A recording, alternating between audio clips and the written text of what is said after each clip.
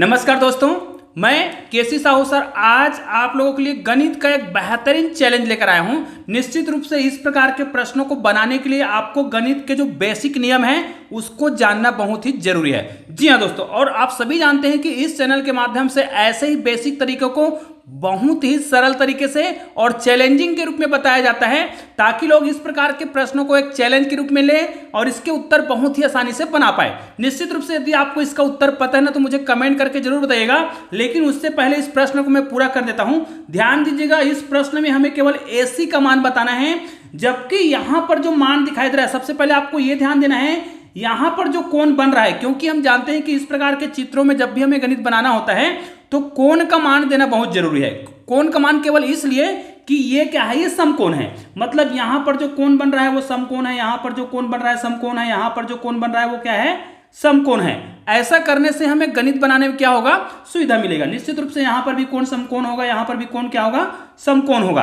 अब अगर यहां पर कोण समकोण है और यहां पर जो भुजाओं का जो मान है, ध्यान दीजिएगा, यहां पर भुजा का मान है, मान लीजिए वो 1 सेंटीमीटर है और ये वाला 2 सेंटीमीटर है। ध्यान दीजिए, ये विशेष प्रकार का प्रश्न है तो ध्यान से देखिए। अगर ये 1 सेंटीमीटर है, ये 2 सेंटीमीटर है और यहां से यहां तक कितना है, 3 सेंटीमीटर है, और ये यहां से यहां तक 4 सेंटीमीटर है, और यहां से यहां तक अगर 5 सेंटीमीटर है, और यहां से यहां तक जो भुजा दिया हुआ है मतलब ये कितना है, 6 सेंटीमीटर है।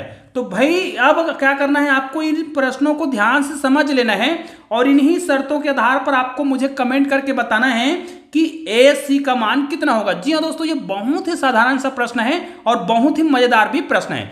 तो दोस्तों, अगर आप ऐसे ही और भी बहुत सारे बेहतरीन गणित के जादुई ट्रिक वाला वीडियो देखना चाहते हैं तो आप लोग चैनल को सब्सक्राइब जरूर कर लीजिएगा, क्योंकि इस चैनल के माध्यम से गणित के बेहतरीन शॉर्ट ट्रिक भी अपलोड किए जाते हैं जिसके माध्यम से गणित को बनाना बहुत ही सरल हो जाता है। तो दोस्तों चलिए इस प्रश्न को हम बनाते हैं। और दोस्तों ऐसे ही शानदार वीडियो के लिए आपने चैनल को सब्सक्राइब नहीं किया होगा ना तो चैनल को सब्सक्राइब करके बेल आइकन को प्रेस कर दीजिएगा और ऑल को टच कर दीजिएगा।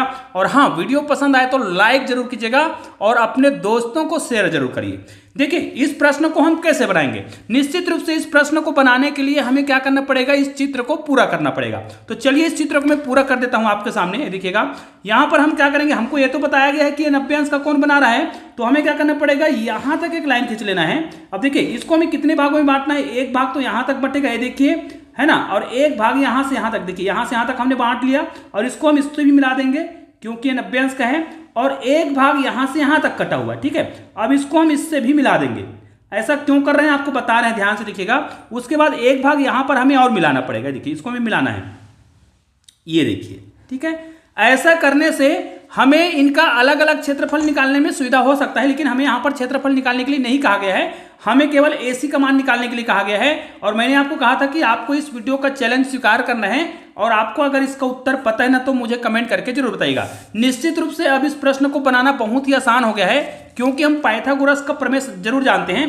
देखिए यहां पर 90 अंश बोला गया था, ये भी 90 अंश है, ये भी 90 अंश, सभी 90 अंश का कोण था और ये तो न्यून कोण था। तो निश्चित रूप से इस शर्त के आधार पर यहां पर भी कितने अंश का कोण बनेगा, 90 अंश का कोण बनेगा। और जब यहां पर 90 अंश का कोण बन रहा है और ये AC है तो यहां पर हम क्या मान लेते हैं, B मान लेते हैं। तो निश्चित रूप से यहां पर त्रिभुज AB और C जो है क्या है, एक समकोण त्रिभुज है। ठीक है, इसको हम मानेंगे अगर ये समकोण त्रिभुज है ना तो समकोण त्रिभुज में हम पाइथागोरस का प्रमेय लगा सकते हैं, लेकिन भाई पाइथागोरस प्रमेय लगाने के लिए हमें A और B का मान पता होना चाहिए और B और C का मान पता होना चाहिए।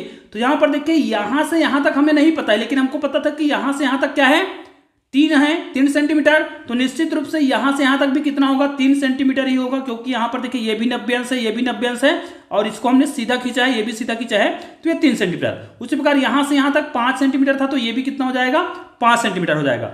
अब देखिए यहां से यहां तक की हम बात करते हैं तो यहां से यहां तक 2 सेंटीमीटर था, ये देखिए यहां से यहां तक 2 सेंटीमीटर है, यहां से यहां तक 4 सेंटीमीटर है। तो B और C का मान कितना होगा, तो उसका मतलब हमें इस सबको क्या कर देना पड़ेगा, जोड़ना पड़ेगा, और AB निकालने के लिए इनको हमें जोड़ना पड़ेगा। तो यहां से हम AB का मान निकाल लेते हैं, AB का मान यहां से यहां तक निकालेंगे तो कितना होगा, 1 + 3 + 5 इक्वल टू कितना हो जाएगा, 5 और 3 8, और कितना हो रहा है, यहां पर हो रहा है 9 सेंटीमीटर। ठीक है, यहां पर हमने 9 सेंटीमीटर निकाल लिया।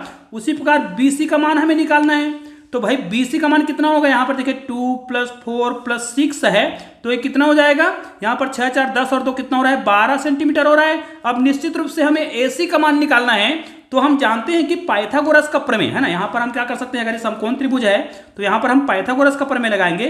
और पाइथागोरस का प्रमेय होता है कर्ण का वर्ग, मतलब सबसे बड़ी भुजा का वर्ग होता है कर्ण का वर्ग। उसके बाद यहाँ पर आप क्या करिएगा, आधार का वर्ग करिएगा। उसके बाद क्या करिएगा, आधार का वर्ग और लंब का वर्ग। ये लंब है तो ये हम क्या करेंगे, इसको आधार मानेंगे। ये देखिए ये हो गया। अब भाई इसका मान हमें निकालना है और हमें ए बी का मान पता है। अब ए बी का मान पता है, मतलब यहां पर हम क्या लिखेंगे, ए बी का मान कितना दिया हुआ है, देखिए ए बी का मान दिया हुआ है 5, 3, 8 और 1, 9। यहां पर हमने निकाला था, देखिए ए बी का मान कितना निकाला था, 9 सेंटीमीटर। तो यहां पर हम लिखेंगे 9 का स्क्वायर प्लस यहां पर बी सी का मान निकालेंगे। बी सी का मान हमने कितना निकाला था, 6, 4, 10 और 2 कितना निकाले थे, 12। यहां पर हो जाएगा 12 का स्क्वायर। अब भाई यहां पर हमें क्या करना है, एसी के स्क्वायर का मान निकालना है। तो एसी का मान निकालना है तो यहां पर क्या हो जाएगा, 9 या 81 हो जाएगा। और यहां पर 12 का वर्ग करेंगे तो 144 होगा। और इन दोनों को यदि हम जोड़ देते हैं, ध्यान दीजिएगा, इन दोनों को यदि हम जोड़ देते हैं तो यहां पर क्या हो जाएगा, निश्चित रूप से देखिए 4 और 1 कितना हो जाएगा, 5 हो जाएगा। फिर 8, 4, 12 का 2 हो जाएगा, हासिल 1 चला जाएगा और हासिल 1 के साथ 1 को जोड़ेंगे तो कितना हो जाएगा, 2 हो जाएगा।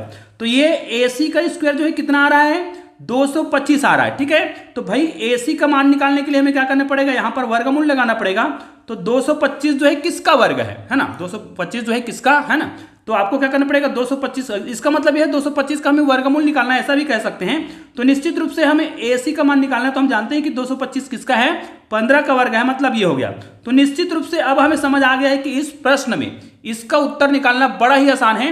दोस्तों इसी प्रकार के बेहतरीन वीडियो अभी मैं आपको और बताने वाला हूं, एक प्रश्न और बेहतरीन बताने वाला हूं, जिसको आप लोग देखेंगे तो आपको समझ भी आ जाएगा कि इस प्रकार के प्रश्नों को कैसे बनाया जाता है। अब देखिए एसी बराबर कितना आ गया है, 15 सेंटीमीटर। तो निश्चित रूप से यहां पर एसी का मान कितना हो जाएगा, एसी बराबर 15 सेंटीमीटर होगा, जो कि बिल्कुल परफेक्ट है। इसको आप पाइथागोरस प्रमेय के माध्यम से चेक करके देख भी सकते हैं कि इस प्रकार के प्रश्नों को हल कैसे किया जाता है। जी हाँ दोस्तों, चलिए दोस्तों, मैंने आपको कहा था कि एक प्रश्न मैं आपको और बताने वाला हूं जो बहुत ही मजेदार है। और इस प्रकार के प्रश्न जो है आपको इस चैनल के माध्यम से बताया जाता है, जो बहुत ही सरल होता है।